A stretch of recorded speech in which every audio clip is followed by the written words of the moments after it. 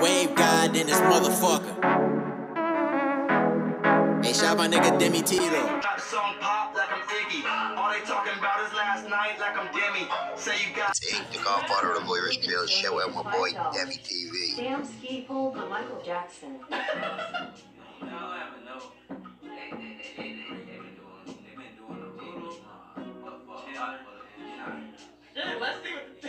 Let's see what the chat thinks. Let's see.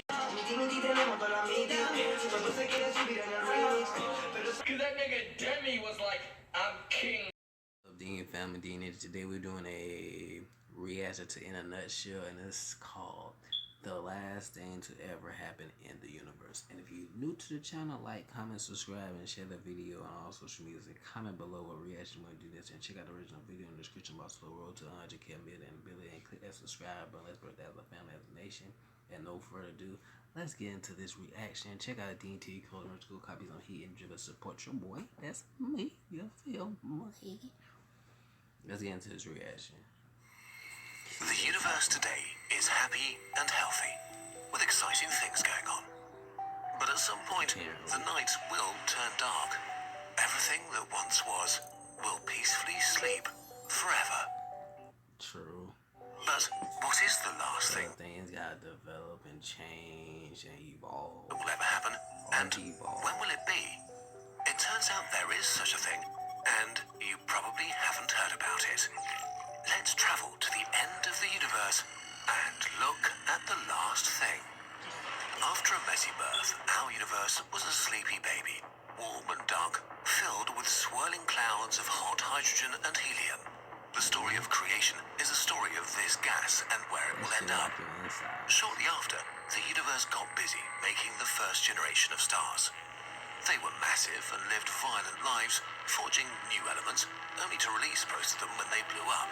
Countless stars were born and refined the gas available in the universe, cycling matter around, each generation giving most of its gas and fresh elements to the next.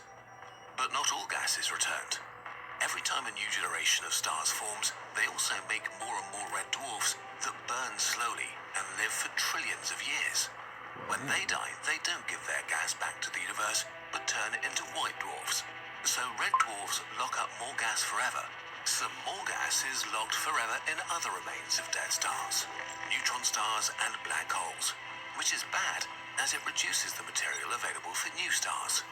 Today, the universe is a great home for us and will remain so for billions of years. But most of the gas has been used up or trapped. Over 90% of the stars that will ever be born have been born already. To get to the last thing to ever happen, all other things need to happen first. Supposed to be born is already born. Interesting. The next few 100 billion years will be fun and a great time for galactic exploration. But step by step, large stars and stars like our sun will die out. Eventually, almost all the stars will be red dwarfs slowly dying. The end of everything, but not quite. In a few trillion years, the cosmic gas will finally have run out. About 88% of the mass of every galaxy will be white dwarfs, 2% neutron stars and black holes, and about 10% gas giants and sad brown dwarf losers. White dwarfs are the corpses of old stars, not much bigger than Earth, but on average as massive as half our sun, some even much more. This makes them the third densest objects in the universe, after neutron stars and black holes. About 1 million times denser than the sun today. Since they used to be active stars, their surface can be as hot as 150,000 degrees. White dwarfs are dim, hot, dense spheres that don't do anything anymore. But eventually, even white dwarfs will die because they're slowly losing their heat. It takes at least 10 trillion years, more than 700 times longer than the current age of the universe. As they do their cooling down, the universe around them will irreversibly grow dark, as more and more white dwarfs burn out and turn into dead husks, black dwarfs. Spheres of death, as cold as space itself, invisible against the dark backdrop.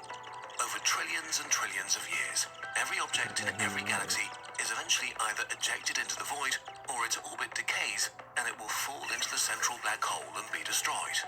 In about a quintillion years, all galaxies have evaporated and every object is on its own, in the center of its own observable universe, emptiness as far as can be seen in any direction, traveling through black nothingness. Still, there are things that will happen. Black holes are dying, slowly. They'll fizzle away by emitting Hawking radiation until they're so small that they die in a final flash of light. This will take about a googol years, 10 to the power of 100 years, until the last supermassive black hole dies. A number so absurd, there's nothing to compare it to. Maybe some living beings could have survived around black holes, but even this science fiction option ends now. After this unsettling amount of time, we're not even close to the end. Now is the time of the black dwarfs. It turns out there's some weird physics going on inside the dead husk of stars. The weird physics of black dwarfs. A black What you talking about? The black dwarf is a sphere the size of Earth, as massive as a star, but almost as cold as absolute zero. Stars stay alive because of their intense heat in their cores, so why do black dwarfs not collapse into a black hole? What keeps them together? Deep inside a black dwarf, matter is squeezed to densities millions of times greater than anything we see on Earth. The pressure is so great that electrons can't combine with the nuclei to form atoms. Instead, matter is weird, degenerate. The nuclei are compressed by the weight of the star, locked into a rigid lattice, while the electrons form a plasma between them. And these electrons hold the star together. We're simplifying, but imagine matter as a subway train and electrons as passengers. If there are empty seats, passengers spread out because they care a lot about their personal space. But as a black dwarf is so incredibly dense, this is like squishing more and more passengers into our train. Gravity is pushing in, trying to collapse it. The passengers are forced to sit and stand close together, which they hate. And so the passengers, our electrons, try to push out against gravity as hard as they can. This way, the electrons that are having a horrible time in the crowded train that's the black dwarf hold up the star. Everything else in the universe may have crumbled already, but these tiny particles push against each other until the end of time. Or they would, if quantum mechanics didn't ruin everything. Simplifying a lot, when particles get close enough, sometimes they can jump at each other and fuse together, a process called quantum tunneling. This happens constantly in stars because of their intense heat. It's one of the key reasons stars can fuse elements into new ones, but it also happens at a I'm temperature not near gonna lie right now. absolute zero, just, well, Physics. mind-numbingly slowly. This is the final step to creating the last interesting thing to ever happen in our universe. Here, in this lone black dwarf, something fantastic occurs. Nothing happens for 1 trillion years. Nothing at all. Can you imagine that? But then, a single fusion reaction. 2 carbon nuclei combined by quantum tunneling to become magnesium. Another 100 trillion years pass. It happens again. Then nothing for another bazillion years. Oh, 2 oxygen nuclei combine into silicon. As eons pass, the nuclei in the frozen black dwarf slowly combine, making new, heavier nuclei. And these take even longer to fuse, but given enough time, they eventually will. Remember the breathtaking amount of time it took for a supermassive black hole to evaporate? That's a brief moment in comparison to what's going on here. The difference between a second and trillions of years has lost all meaning. Over a time so absurd that it has no name, nuclei keep fusing into heavier elements. Until, when silicon nuclei fuse, they form nickel-56. Nickel-56 is radioactive, which means it's unstable. And when it eventually decays and turns into iron, it emits 2 positrons, antimatter electrons. And these 2 positrons find 2 electrons and annihilate them and themselves. Which is a problem. Remember how the uncomfortable electrons produce the pressure to hold the star together? Destroying the electron means fewer friends to help them hold up the star. Losing an electron does not give them more space to scratch their butts, it just makes gravity squeeze harder, the walls closing in on those that remain. In the case of the most massive black dwarfs, this is catastrophic. Bit by bit, the black dwarf turns into a sphere of iron, and more electrons are annihilated. For at least 10 to the power of 1,000 years, almost, but not quite forever, there's no visible change in the entire universe. And then, finally, the last thing to ever happen happens. The black dwarf has lost 1 too many electrons. It can no longer support its immense mass and goes into an uncontrolled collapse, a supernova. It first implodes implodes and then explodes as bright as a galaxy and fills the empty universe with light again. A beautiful moment nobody will get to enjoy. And then, as quickly as it began, it's all over. Darkness again. Emptiness. That was the last thing that will ever happen. The universe may now be truly dead. But don't be bummed out about it.